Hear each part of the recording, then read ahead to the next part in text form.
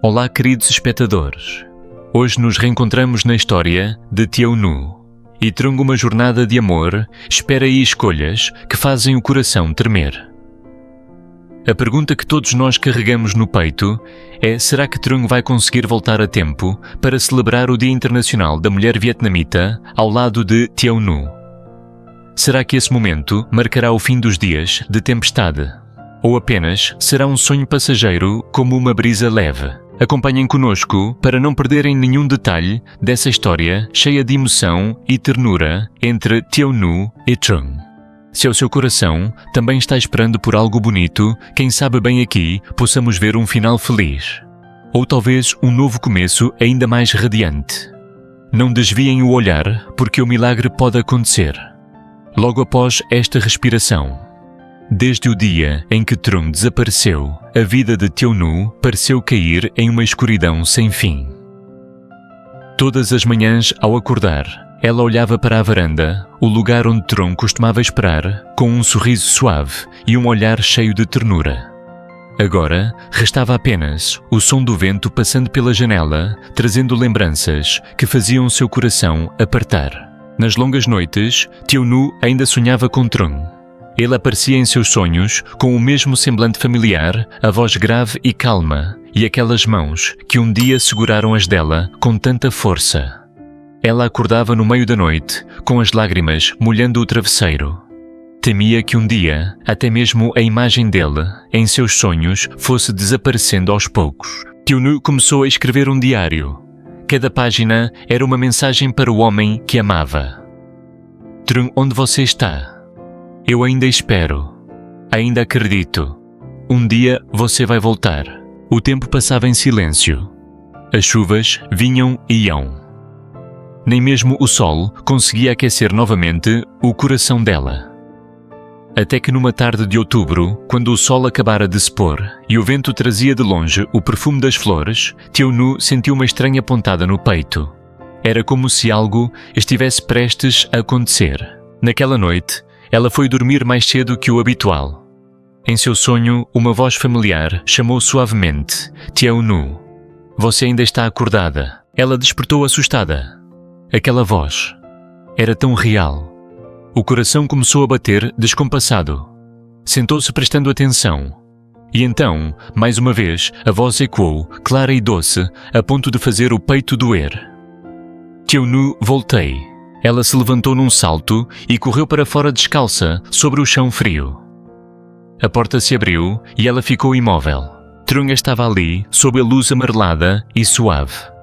Estava mais magro, com os olhos profundos cheios de histórias não contadas. Mas o sorriso, a voz, o calor da presença dele eram inconfundíveis. Em suas mãos, um buquê lindíssimo, rosas vermelhas intensas, misturadas com pequenas margaridas brancas. Teonu ficou sem palavras e, como se temesse que ele desaparecesse outra vez, correu e o abraçou com força. É mesmo você? Eu achei que nunca mais te veria. Trung a envolveu nos braços e com a voz rouca murmurou: Me perdoa por ter-te feito esperar. Há muitas coisas que ainda não posso contar, mas o mais importante é que eu nunca te esqueci. Ela chorou. As lágrimas se misturaram ao calor do peito dele, como se lavassem toda a solidão, o medo e a espera acumulados ao longo dos meses. Trung acariciou os cabelos dela e sorriu. Não chore mais. Hoje é um dia especial. Ele deu um passo para trás e levantou o buquê diante dela.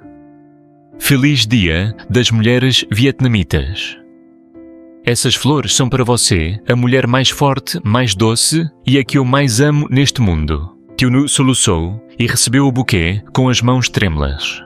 O perfume das flores a envolveu como se dissesse que tudo aquilo era real e não um sonho. Com a voz embargada, ela sussurrou: Obrigada. Só de você ter voltado já é o suficiente para mim. Os dois ficaram em silêncio por um longo tempo sob o luar. O vento balançava as pétalas que caíam suavemente sobre seus ombros como uma bênção. Naquela noite, Teonu não dormiu. Tinha medo de que ao fechar os olhos tudo desaparecesse. Mas Trung segurou sua mão e disse baixinho: Estou aqui agora e não vou mais embora. Lá fora, o céu estava limpo. Uma estrela cadente cruzou o horizonte, deixando um rastro tênue de luz, como um sinal de milagre, o mesmo milagre em que Teonu sempre acreditou mesmo nos dias mais escuros de sua vida. Na manhã seguinte, os raios de sol atravessaram a janela, iluminando suavemente o rosto de Teonu. Ela abriu os olhos e viu Trung do lado de fora da varanda, arrumando algumas coisas. A luz dourada do sol cobria seus ombros com um brilho quente e tranquilo. Dui. O menino que sempre viu em Trung, uma figura paterna, correu até ele e perguntou com uma voz alegre e pura: Tio Trung, para onde a gente vai hoje? Trung sorriu e passou a mão carinhosamente nos cabelos do garoto. Hoje é um dia especial para a sua mãe. Então quero levar vocês dois para um passeio bem divertido. Vamos acampar, que tal? Os olhos de Dui brilharam de entusiasmo. Ele pulou de alegria. Teonu observou aquela cena e sentiu uma paz estranha e doce preencher o coração. Já fazia muito tempo desde a última vez que vira o sorriso do filho tão radiante. Eles partiram quando o sol da manhã ainda estava suave. O carro pequeno seguia pela estrada sinuosa do vilarejo ladeada por campos verdes a perder de vista. Teonu sentou-se ao lado dele, os cabelos dançando ao vento, o rosto iluminado por uma alegria que Trung não conseguia deixar de admirar. Ele disse baixinho: Pensei muito, e se um dia pudesse voltar, a primeira coisa que eu faria seria levar você e Dui a um lugar tranquilo. Um lugar com sol, vento e risada. Ela virou-se para ele, os olhos brilhando de emoção. Você voltou. Isso já é o suficiente. Trung sorriu, sem dizer nada.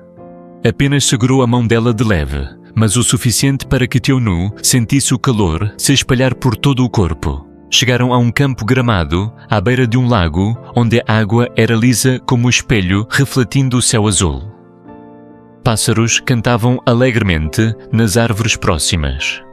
Trung montou a barraca, enquanto Dui ajudava a mãe a estender o tapete do piquenique. Teonu preparou a comida, coisas simples, pão-frutas e uma marmita que havia feito logo cedo. Quando tudo ficou pronto, Trung chamou: Venham aqui, tenho um segundo presente. Do fundo da mochila, ele tirou uma pequena caixa cuidadosamente embrulhada. Dentro havia uma pulseira fina, com uma pedrinha azul clara no centro. Este presente é para te lembrar que onde quer que eu esteja, sempre estarei ao seu lado. Teonu segurou a mão dele, a voz trêmula. Só me promete que não vai desaparecer de novo. Trung assentiu, o olhar firme. Prometo. À tarde o sol começou a descer sobre o lago. Dui corria e ria em volta da pequena fogueira, espalhando alegria pelo ar. Trung sentou-se ao lado de Teonu, observando o pôr do sol. A luz alaranjada do entardecer tingia as bochechas dela com um tom suave, e ele sentiu uma paz profunda no peito. Sabe, disse ele com voz calma. Passei anos vivendo com solidão e arrependimento. Mas agora, só de ver você e Dui sorrindo, sinto que fui perdoado. Teonu ficou em silêncio. Encostou a cabeça em seu ombro, sentindo as batidas firmes e reconfortantes do coração dele. Você não precisa mais pedir perdão, respondeu ela.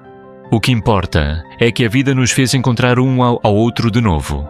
Quando a noite caiu, eles se sentaram ao redor da fogueira. As chamas dançavam, iluminando rostos cheios de felicidade. Dui, sentado no meio, cantarolava baixinho uma música da escola. Trung o acompanhava com um violão antigo que havia trazido. Teonu começou a cantar também. A voz dela era suave, como o vento, delicada, mas cheia de emoção. O céu estava coberto de estrelas e o lago refletia a lua com um brilho prateado. Naquele instante, não eram precisas palavras. Apenas a presença real, quente, completa. Quando Dui adormeceu dentro da barraca, Teonu e Trung permaneceram do lado de fora. Ele serviu um pouco de chá quente, cujo aroma se espalhou suavemente pela noite. Sabia, disse Trung antes, eu achava que era forte. Mas quando me afastei de você, Percebi. Não existe solidão maior do que viver sem quem a gente ama.